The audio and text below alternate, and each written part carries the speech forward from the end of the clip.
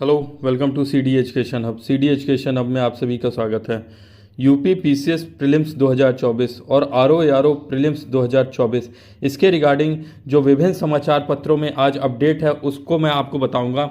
उससे पहले अगर आपने चैनल सब्सक्राइब नहीं किया, चैनल सब्सक्राइब करिए ताकि यूपी पीसीएस और आरओ रिगार्डिंग कोई भी छोटी से छोटी अपडेट आप तक जल्द से जल्द पहुँच सकें। जैसा कि आप इस आर्टिकल में देख सकते हैं, इसमें लिखा हुआ है 2 दिन परीक्षा के खिलाफ 1 लाख अभ्यर्थियों ने उठाई आवाज़। कल लगातार ट्विटर यानी कि एक्स पर लगातार ये ट्रेंड करता रहा कि 1 डे 1 शिफ्ट, मतलब अभ्यर्थियों की ये मांग लगातार है कि जो पेपर आयोग 7 और 8 दिसंबर को कराने के लिए अभी प्रस्तावित है उसके रिगार्डिंग जो अभ्यर्थी हैं उन्होंने लगातार ये ट्रेंड कराया कि परीक्षा 1 दिन में कराई जाए। आप इस आर्टिकल में देख सकते हैं, इसमें लिखा हुआ है कि पर्याप्त संख्या में परीक्षा केंद्र उपलब्ध न होने के कारण आयोग ने 7 व 8 दिसंबर को पीसीएस प्रारंभिक परीक्षा कराने की तैयारी की है। इसके लिए तकरीबन 50 जिला अधिकारियों से 17 अक्टूबर तक परीक्षा केंद्रों की लिस्ट मांगी गई।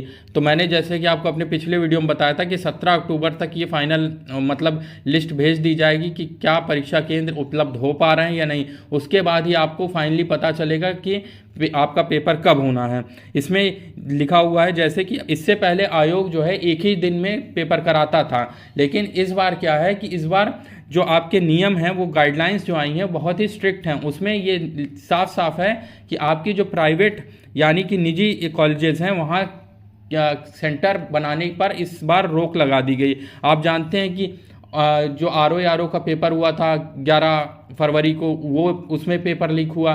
फिर उसके बाद पीसीएसजे वाला हुआ, उसमें भी काफ़ी ज़्यादा मतलब पीसीएसजे की जो उत्तर पुस्तिका थी उसके जो क्या कहते हैं जलाने के न्यूज़ थी वो भी बहुत ज़्यादा तूल पकड़ी हुई थी। तो उसके वजह से अब परीक्षा केंद्र जो है आयोग चाहता है कि निजी स्कूलों में ना बनाया जाए।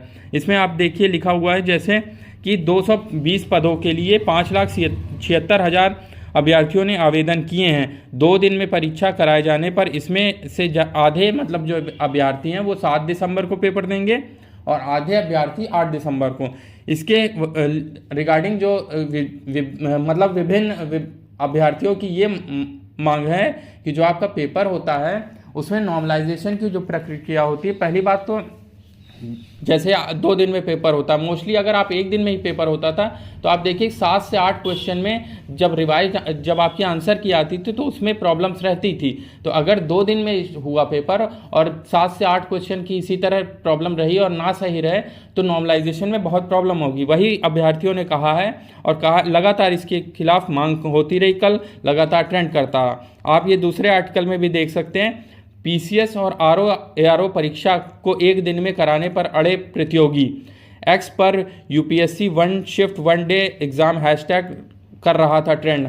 तो आप ये इसमें भी यही बात लिखी हुई है कि जो आपके नॉर्मलाइजेशन में प्रॉब्लम्स होती हैं उसके वजह से 1 दिन 1 पाली में ही कराने की बात की जा रही कि जो प्रारंभिक परीक्षा है इसको 1 ही दिन में कराया जाए। यही इसमें लगातार कल ट्रेंड करता रहा। दूसरा ये अंदर आप देखिए लिखा हुआ है कि पेपर लीक की वजह से जो प्रॉब्लम्स हुई थी उससे अभी जो आपका आयोग है उभर नहीं पा रहा है। और इसमें यही लिखा है कि जो आपका समीक्षा अधिकारी और सह समीक्षा अधिकारी यानी कि आरओ की परीक्षा जो हुई थी और वो लीक हुई थी उससे अभी जो आयोग है उभर नहीं पा रहा है।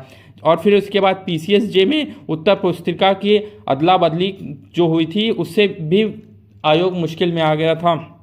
तो यही इसमें लिखा हुआ है।